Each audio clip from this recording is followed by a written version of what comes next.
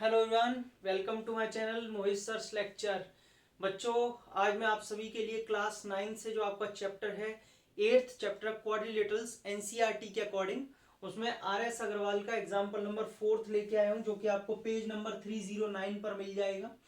तो चलिए स्टार्ट करते हैं। बाकी आप मेरी प्लेलिस्ट में देख लीजिए, पूरी एनसीईआरटी मैंने अपलोड कर दी है।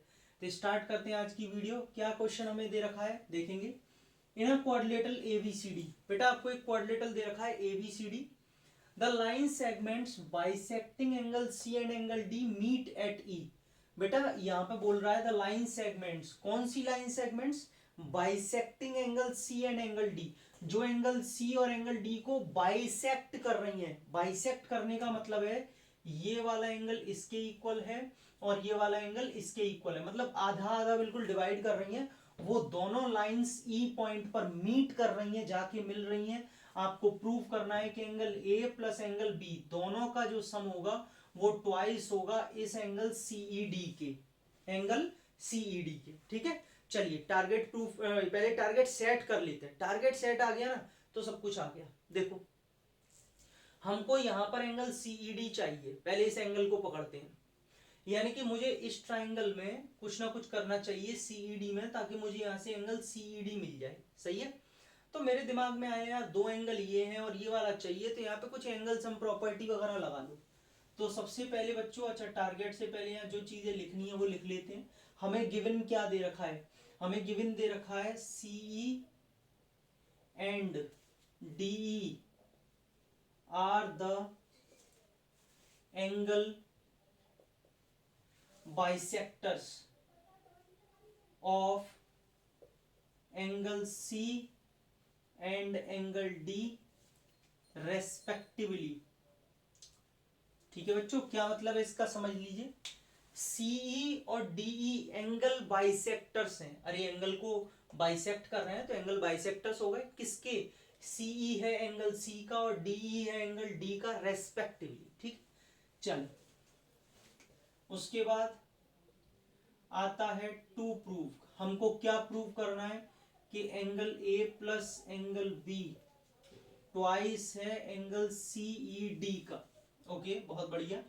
कंस्ट्रक्शन की कोई जरूरत है ही नहीं, सीधे प्रूफ से स्टार्टिंग करेंगे। जैसा अभी मैंने आपको टारगेट सेट किया कि मुझे सीईडी में कुछ लेना चाहिए, तो बेटा मैं यहाँ पे लिखूंगा इन ट्राइंगल सीईडी, और इसमें एंगल 1, एंगल 2 और एंगल सीईडी, इन तीनों का सम क्या आएगा? 180 डिग्री, एंगल सम प्रॉपर्टी। अब मुझे तो एंगल सीईडी चाहिए ना, तो मैं यहां से एंगल सीईडी निकालूंगा। एंगल सीईडी अगर मैं निकालता हूं तो ये जाएगा 180 माइनस एंगल 1 और यहां से माइनस एंगल 2। सही है, इतनी बात सबको समझ में आ रही है? चलो अच्छा, एक काम तो ये भी कर सकते हैं बच्चों, एक चीज ये भी कर सकते हैं। देखो मैं आपको एक सिंपल तरीका और दिखाऊं, वहां से भी हमें 180 डिग्री मिल जाएगा, तो थोड़ा आपको शायद सिंपल लगे। एक काम करो, आप इसको अभी फिलहाल में इक्वेशन नंबर 1 डाल के यहीं छोड़ दो। ठीक, अब ऐसा नहीं है कि सर हमें सीईडी कहाँ मिला, अरे है तो सही सीईडी, अभी आ जाएगा, देखते हैं। देखो एक चीज और मेरे दिमाग में सिंपल आ रही है।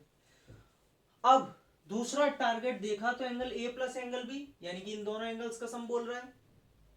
अब क्योंकि ये क्वाड्रिलेटरल है, कोई पैरेलल तो है नहीं है कोई सी लाइन की, भैया कोई इंटीरियर एक्सटीरियर लगा दो, कुछ प्रॉपर्टी लगा दो, कुछ नहीं ना, कंसेक्यूटिव इंटीरियर लगा दो।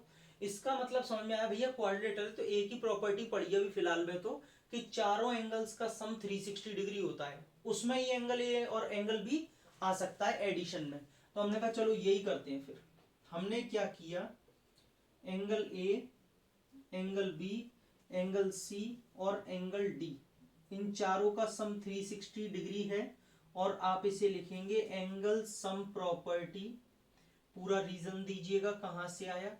Angle sum property of a quadrilateral.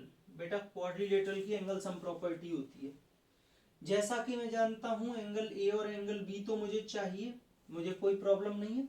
अच्छा, सी और डी, अब ये एक लफड़ा है अलग से। क्या लफड़ा है भैया? आप देखो तो एंगल सी और एंगल डी पूरा पूरा तो नहीं दिया है आपको, लेकिन ये 1 और 2 क्या दे रखे हैं। अच्छा एक बात बताओ, 1 क्या होगा? एंगल सी का हाफ होगा या नहीं होगा? है 1 क्या है? एंगल, पूरे एंगल सी का हाफ है, आधा है। और इधर से एंगल 2 कितना है, एंगल डी का हाफ है। इसका मतलब यहाँ पे कुछ हाफ होता, अगर एंगल सी और एंगल डी में हाफ होता तो मैं आराम से 1 और 2 लिख देता। बोले हाफ तो है नहीं है, मैंने कहा कोई बात नहीं, एक काम करते हैं, पूरी इक्वेशन को हाफ से मल्टीप्लाई कर देते हैं, पूरी इक्वेशन को। ऐसा हम कर सकते हैं कि नहीं कर सकते? बिल्कुल कर सकते हैं, देखो दिखाते हैं हम तुमको। जैसे मान लो कि x is equal to y है, अगर मैंने दोनों साइड हाफ का मल्टीप्लाई कर दिया, half x is equal to half y लिख लिया, तो मैंने क्या गलती कर दी कोई? भैया अभी भी तो हाफ से हाफ कट जाएगा, एक्स वाई की इक्वल ही रह जाएगा। तो यहाँ पे एक काम करते हैं, इस इक्वेशन में पूरी में हाफ का मल्टीप्लाई करते हैं। तो बच्चों देखो एक काम करता हूं, हाफ का यहाँ किया।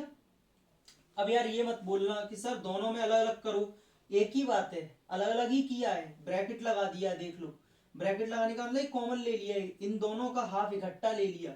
चलो इनका हाफ लो, half of angle C, half of angle D. और बेटा अब इधर किया है तो इधर भी करना पड़ेगा हाफ, समझ पा रहे हो आप मेरी बात? और फिर भी अगर किसी बच्चे को दिक्कत हो ना, सर ये कैसे, ये वाला पार्ट नहीं समझ में आया, ये समझाओ हमें।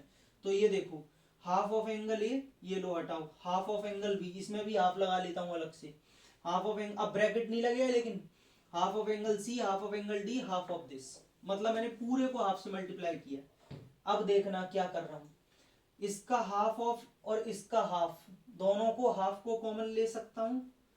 बोले सर हाँ अब समझ में आया, ये तो वही बन गया जो पहले बना रहे थे, पहले ब्रैकेट लगाया था कि नहीं लगाया था। लेकिन अब किसी बच्चे का ये भी डाउट हो सकता है कि सर हाफ आपने इन दोनों में से बाहर क्यों लिया, ऐसे तो फिर इनमें से भी ले लो।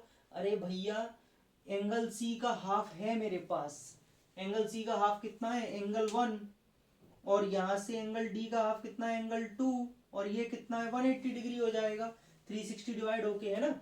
इन दोनों में से कुछ डिवाइड ही नहीं हो रहा, तो इसलिए हाफ कॉमन ले लिया, बस बात खत्म।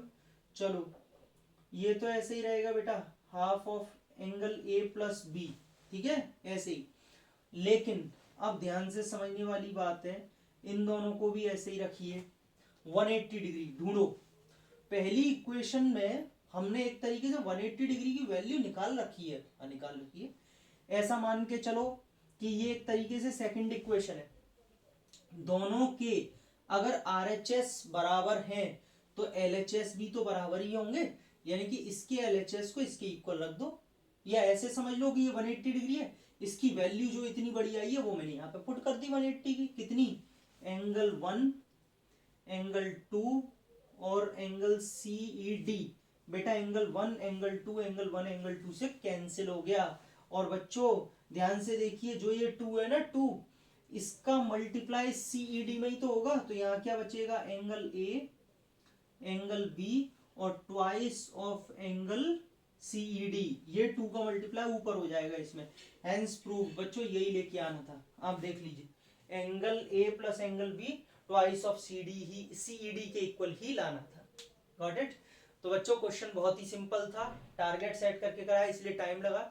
वीडियोस थोड़ी बच्चों लेंदी रहती हैं क्योंकि मैं एक एक चीज को सेट करके बता के कराता हूँ, रीजन वगैरह देता हूँ, तो थोड़ा सा लेंदी रहती है, लेकिन आई होप आपको क्लियरिटी बहुत होगी, क्रिस्टल क्लियर होगा कैसे किया। ठीक है, वीडियो अच्छी लगी तो प्लीज ज्यादा से ज्यादा शेयर करें अपने फ्रेंड्स के साथ, स्कूल फ्रेंड्स हैं, ट्यूशन फ्रेंड्स हैं, कोचिंग फ्रेंड्स, जो भी आपके फ्रेंड्स हैं, और देखते रहिए, औरों को भी शेयर करिए। Keep smiling, keep watching and keep sharing. अगली वीडियो बहुत जल्द, तब तक के लिए थैंक यू सो मच।